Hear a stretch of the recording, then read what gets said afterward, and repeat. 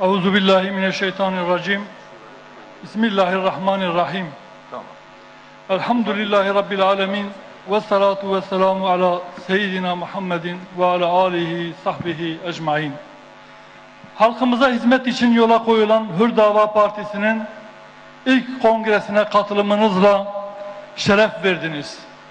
Yıllardır ezilen, sümürülen, dışlanan, horlanan, açlığa, yoksulluğa, sefalete mahkum edilen, halkımıza hizmet için çalışırken payına zindan, esaret ve muhacerat düşen insanımızın sesi olmak için yola çıktık.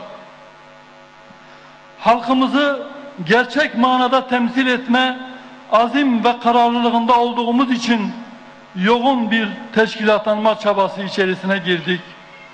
Kurucu arkadaşlarımızın fedakarane çalışmalarıyla kısa sürede il ve ilçe teşkilatlarımızı tamamladık.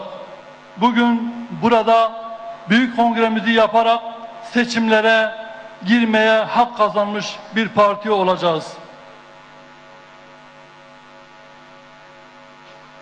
Mazlum ve mustazaf halkımızın sesi olarak meydanlara iniyoruz ve seçim startı veriyoruz.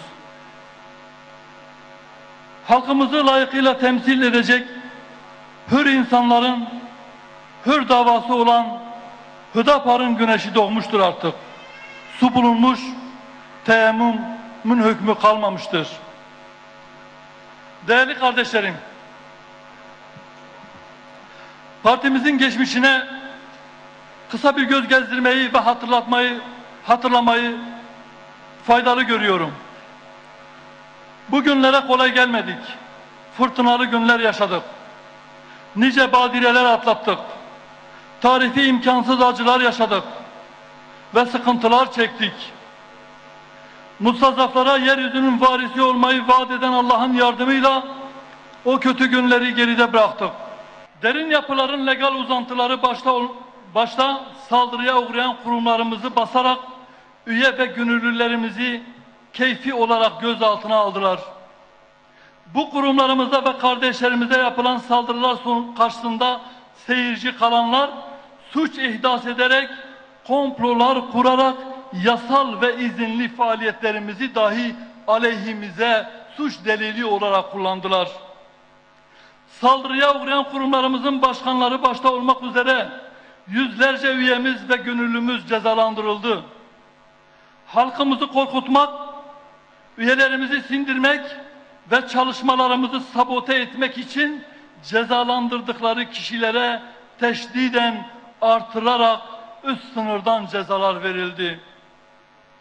Hatta birçoğuna iyi hal indirimi dahi yapılmadı. Toplamda 100 yılları aşan hapis cezaları verildi.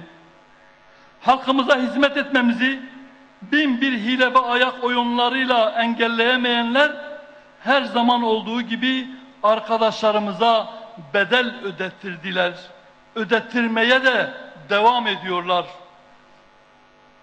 Bugünlere bedel ödeyerek bin bir bela ve musibetle sınanarak geldiğimizi, tehdit ve baskılara boyun eğmediğimizi, eğmeyeceğimizi hala öğrenemediler mi? Üstad Bediüzzaman gibi zindanları nasıl medrese-i Yusufiyelere çevirdiğimizi görmediler mi? Buradan sistemin derin yapılarına ve onlara hizmet adına bize zulmedenlere sesleniyorum. Yeter artık. Hakikatin gürsesi, Hür Dava Partisi. Hakikatin gürsesi, Hür Dava Partisi. Hakikatin gürsesi, Hür Dava Partisi. Yeter artık. Halkın temsilcisi ve hakkın sesi olan camiamızla uğraşmaktan vazgeçin. Yeri gelmişken buradan bu yolda mücadele verirken sistemin gadrine uğramış ve mağdur edilmiş tüm kardeşlerimi selamlıyorum. Malumunuz başörtüsü tesettür yasağı halen devam ediyor. Çocuklarının başörtülü okumasını isteyen annelere, babalara hapis cezası veriliyor. Antep'te, Bursa'da bu olay daha dün yaşandı. İnancına göre yaşamak istediği için insanlarımız halen cezaevlerine atılıyor. Yasakçılar himaye ediliyor. Sisteme entegre olanlar çözüm için kılık kıyafet yönetmeliğinde basit bir değişiklik dahi yapmıyor. Kılık kıyafet yönetmeliklerinde bulunan başı açık ibaresinin çıkarılması ile bu sorun çözülebilecekken yapılmamasının hiçbir bahanesi yoktur. Olamaz da. Bugün iktidarda bulunanlar bu konudaki yasaklayıcı düzenlemeleri kaldırabilecekleri halde kaldırmadıkları için engellemeler devam ediyor. Tesettürün, başörtüsünün serbest olması için bir ay içinde 12.300.000 imza toplanıyor. Bu Türkiye'deki bir ay içinde yapılan en büyük rakamdır. En büyük halk dayanışmasıdır. Buna rağmen halkın bu haklı talebinin yerine getirilmemesinin sebebi nedir?